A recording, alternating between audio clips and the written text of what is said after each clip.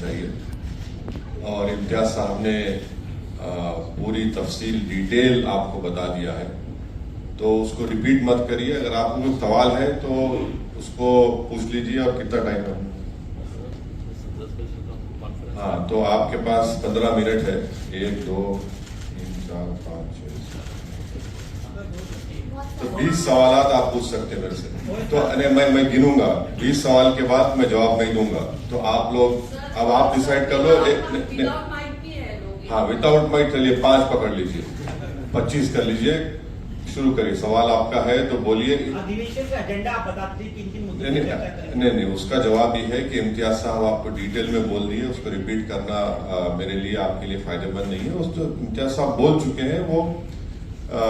और कल शाम में भी हमारा एक प्रेस कॉन्फ्रेंस होगा, उसमें जो हम डिसीजंस लिए, क्या रेजोल्यूशंस पास किए, क्या डिस्कशन हुआ, वो फिर हम आपके सामने रखेंगे।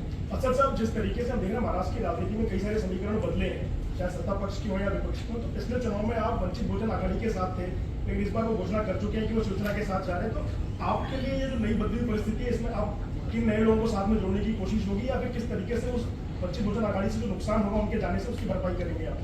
देखिए, एक बात तो मैं बताना चाहूंगा कि जब आइंदा साल लोकसभा के इलेक्शन होंगे, हम तो औरंगाबाद की पार्लियामेंट की सीट तो लड़ेंगे, क्योंकि हमारा सिटिंग एमपी है, और इंशाअल्लाह ताला वो कामयाब भी होंगे। दूसरी बात ये कि और कितने लोकसभा की सीट हम लड़ेंगे, इसका नंबर इम्तियाज जलील साहब, हमारे जो प्रेसिडेंट है, working president doctor Ghaffar Qadri sahab जो मेरे बाजू बैठे हैं, वो सब मिलकर तय करेंगे।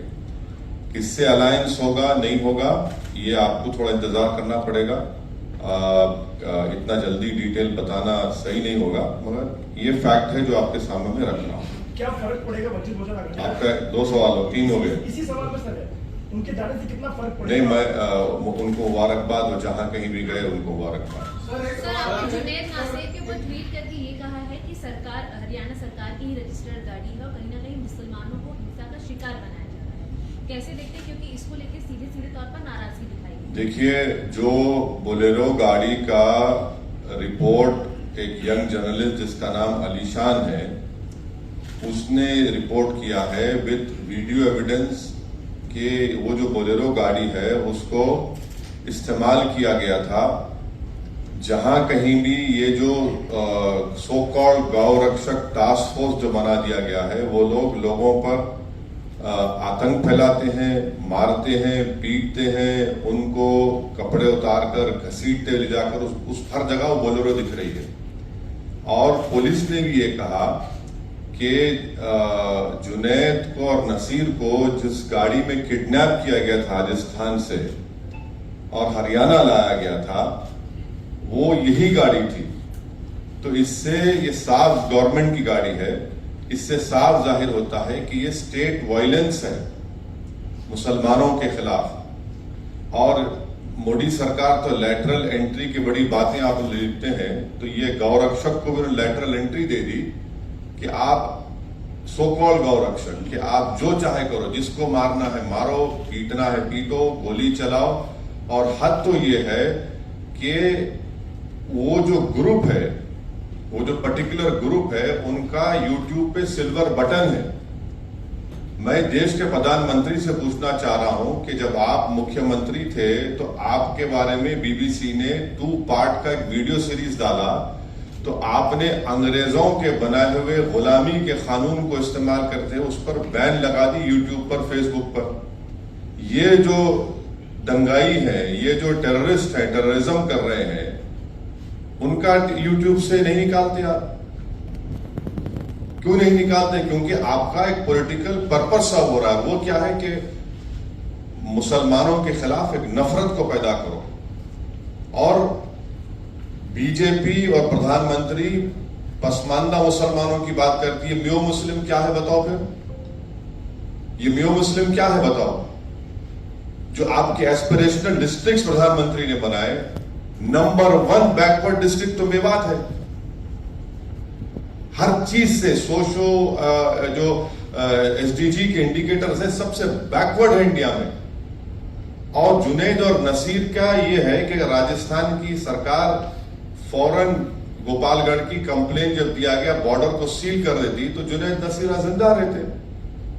मौत हो गई मगर कोई नहीं जाते। कोई भारत जोड़ो पे पूरा भारत निकलता है और अलवर में एक रॉयल फैमिली की शादी में पूरे मौजूद, और अलवर से 1 घंटे के रास्ते पर घाटनिका है, कोई नहीं जाता वहां पर। और हद तो यह है कि उदयपुर में और एक और जगह पर एक ऐसे ही वायलेंस हुआ था जो कंडेमनेबल है। वहां पर सरकार ने 30-30 लाख रुपए 50 लाख रुपए गवर्नमेंट नौकरी दी। यहां पर बोल रहे कि गवर्नमेंट के 3 स्कीम में 15 लाख देंगे।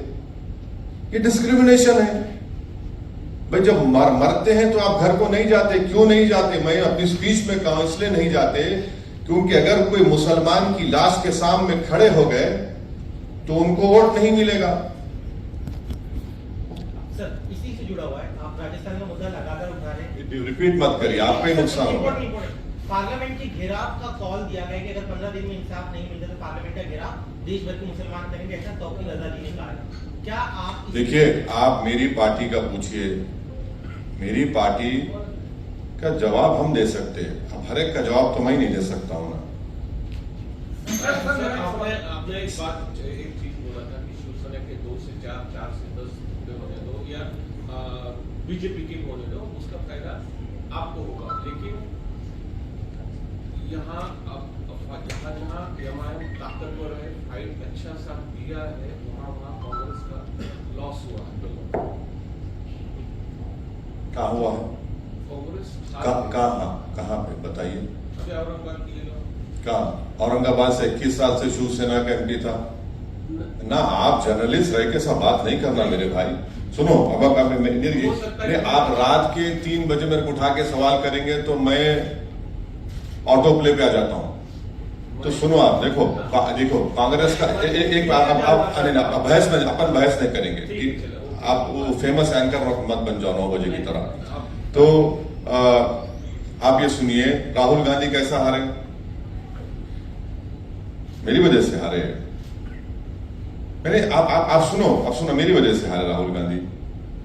हारे ना, हार गए ना, हार गए, मान लिए ना। अरे राहुल गांधी इलेक्शन की बात, अरे इलेक्शन में हारे ना, चलो आगे। जिंदगी में नहीं हारे। वो तो मेरे को नहीं मालूम, वो आप बोलेंगे। नहीं, मैं नहीं बोल सकता। तो हारे वो हार गए।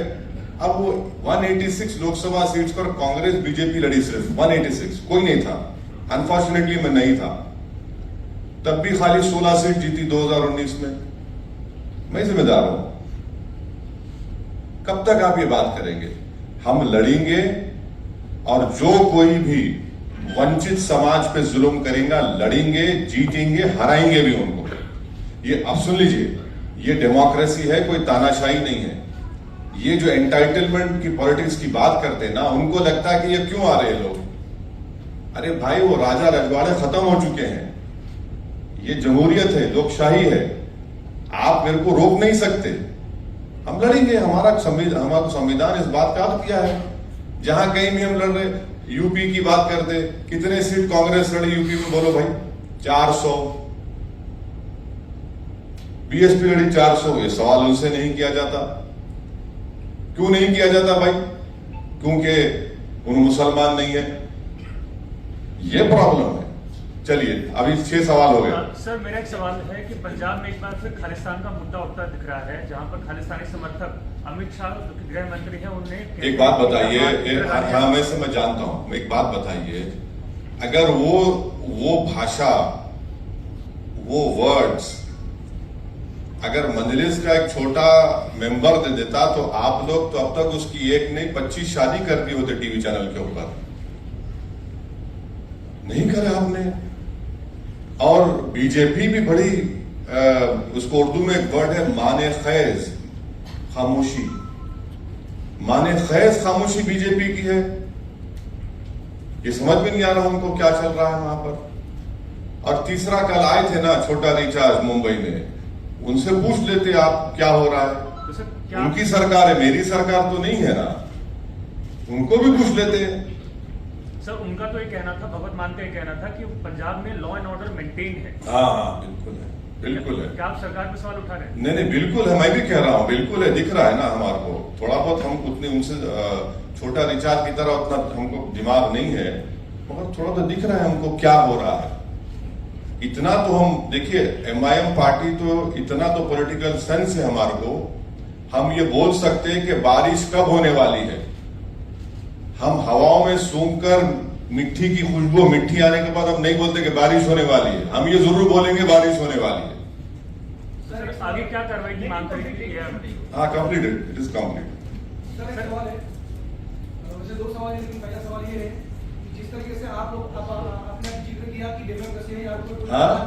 जिस तरीके से आपने बोला कि यहाँ पर डेमोक्रेसी है, तानाशाही नहीं है, हाँ। तो इसी से जुड़ा सवाल एक है कि जिस तरीके से आपने देखा शिवसेना के बारे में जो हुआ, इलेक्शन कमीशन ने जो डिसीजन दिया तोड़ मोड़ पर जो भाजपा ने सरकार बनाई शिंदे के साथ में, हाँ। लेकिन बाद में जो इलेक्शन कमीशन ने जो डिसीजन दिया, बिल्कुल। जो चुनाव चिन्ह था वो चला गया। हाँ। क्या इलेक्शन के कमीशन के निर्णय के ऊपर आप किस तरीके से देखते हैं? ये पहला सवाल। और दूसरा सवाल ये है, हाँ, बोलिए दूसरा सर। सवाल ये है कि आपने देखा कि कल उद्धव ठाकरे से अरविंद केजरीवाल मिले, जैसे कि सब लोग अभी बोल रहे हैं कि छोटी छोटी रीजनल पार्टियां एक साथ आकर अच्छा। बीजेपी से लड़नी चाहिए, तो आपका एजेंडा क्या है? सबसे पहली बात तो ये बताइए, आपका सवाल ये भी